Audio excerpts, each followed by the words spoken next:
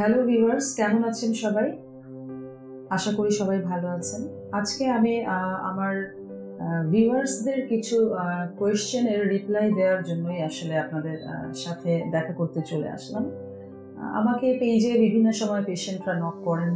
পেশেন্টরা actually আমার কাছে এই নিউয়ার এস্থেটিক প্রসিডিউরগুলো সম্পর্কে যেমন জানতে চান, পাশাপাশি এগুলোর কস্টিং সম্পর্কেও পেশেন্টরা আমার কাছে ইনকোয়ারি করেন এবং অনেক সময় আমার পেশেন্টরা আমাকে ইনকোয়ারি করেন যে পার্লার বা বিউটি সেলুনগুলোতে ওনারা যে ট্রিটমেন্ট অপশনগুলোতে যাচ্ছেন সেই একই ট্রিটমেন্ট অপশনগুলি লেজার সেন্টারে নিলে সেক্ষেত্রে প্রাইসের ডিফারেন্সটা কেমন হবে। আমি সেই প্রশ্নের উত্তর দিতে গিয়ে বলবো যে বিভিন্ন ধরনের এস্থেটিক প্রসিডিউরের ট্রিটমেন্টগুলোর কস্টিং ফিক্সড করে দেওয়া যায় না। অবশ্যই একজন ডার্মাটোলজিস্ট আগে স্কিন টেস্ট করবেন এবং স্কিনের সেই কন্ডিশনটার সিভিয়ারিটি, ক্রনিসিটি সম্পর্কে উনি আগে পেশেন্টকে এক্সপ্লেইন করবেন। তারপরে আসলে সেই এস্থেটিক প্রসিডিউরটা অ্যাকচুয়ালি কয়টা সেশন পেশেন্টকে নিতে হবে,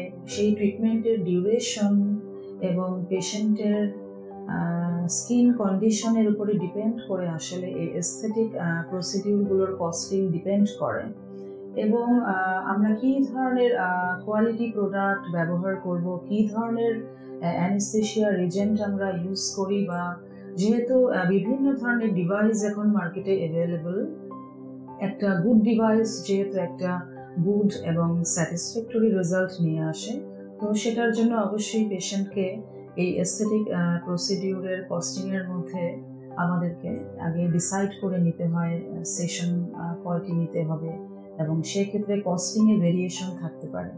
তো যেহেতু লেজার এবং এস্থেটিক প্রসিডিউরগুলি এখনও আমরা বাংলাদেশে ঘরে ঘরে পৌঁছে দিতে পারিনি, তারপরেও লেজার হাবের মাধ্যমে আমার একটা ছোট্ট প্রচেষ্টা, যেটা আমি গাজীপুরে প্রথম লেজার হাব স্টাবলিশ করেছি এবং লেজার এবং এস্থেটিক এই সার্ভিসগুলো আমি একটু রিজনেবল ওয়েতে আমার পেশেন্টদের কাছে পৌঁছে দেওয়ার চেষ্টা করছি।